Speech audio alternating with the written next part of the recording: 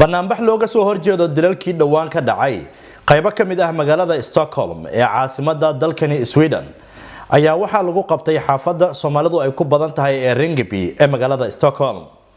Faahfaahinta warkaasi waxaa magaalada Stockholm inooga soo diray wariyahayaga Maxamed Cabduqaadir. Banaanbaxan oo labadii maalmood lagu qabtay barxadda weyn ee xaafadda Rinkeby ee magaalada Stockholm waxaa si wadajir uga soo qayb galay qowmiyadaha kala duwan ee ku dhaqan dalka oo ka mid yihiin dadka Soomaaliyeed oo iyagu ah ku si weyn uga dhex muuqday banaanbaxaas.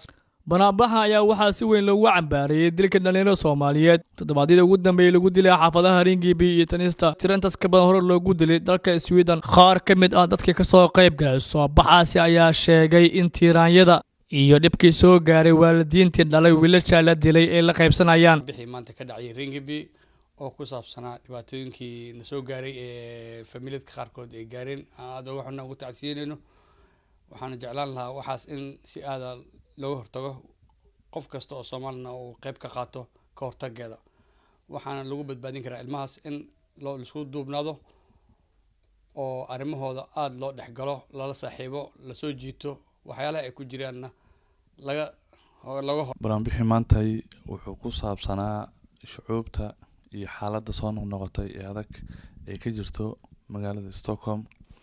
ummadda Soomaaliyeedna waxay muujinayeen inay aad uga xun yihiin xaaladda jirto ama waxyaabaha dhacay inay tusaan dadka ay la nool yihiin inaysan ahayn dad xun ee xaaladdan ay ka dhacdo adduunyada meel walbo ee la joogo.